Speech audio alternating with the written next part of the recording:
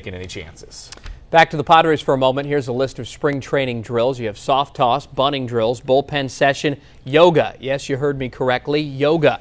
The 2009 Padres might not win the NL West crown, but chances are they'll have the division's most shapely thighs come October. Ooh, here's lucky. Jenny from Peoria. A big part of the Padres spring training regimen is their strength and conditioning program. Now, typically, you would think that involves running, lifting weights, and even some stretching. But for the Padres the last 6 years, it's also included yoga, and not the tree-hugging kind. Let's start on all fours. Exhale, tuck under. So good. These guys are in there and they're not really sure what to expect, and they end up sweating and working hard, and I think they're surprised. One more deep breath. Inhale, lift up and hold.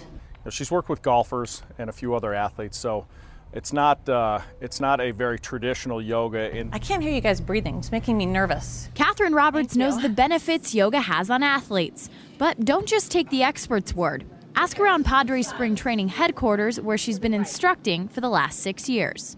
I know for me personally, I'm very tight in my lower body, and I've noticed in the recent, 2 weeks, just some of the looseness I have now in my lower body. But Mike Adams, like many of his teammates, wasn't always a believer. At first, you think yoga, and you don't translate it with baseball. You're kind of curious on how does yoga going to translate to baseball, and how are they going to work hand in hand. And It is a mind-body approach to sports and to baseball. And so, we talk a lot about breathing. We talk about focusing your mind. There's a lot of work on balance. This is everything that they need out there. I think one of the biggest benefits I see is that by the end of spring training, our guys are fresh. It's 2 extra mornings of the week that they're not on the field. We're not doing extra running just for the sake of running. It also brings a new perspective to a sport that can get pretty routine.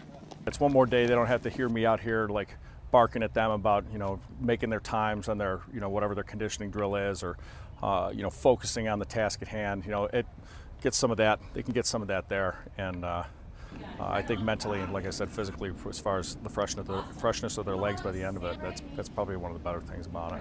Plus, the Padres found an instructor patient enough to put up with the stigma of men doing yoga. There's always some kind of bodily function going on too, right? Okay, so that's always pretty fun. And from time to time, one of the players will show up just, for yoga in a jock strap and nothing else. So, but we have a lot of fun. with her credentials and with what she brings to the table, it's kind of hard not to really get into it and understand it. I'm here for my 6th year, and it's the players and the coaches that keep bringing me back year after year because they see that it works. For yoga and baseball, the proof is in the pudding. Reporting in Peoria, I'm Jenny Kavnar for Postgame.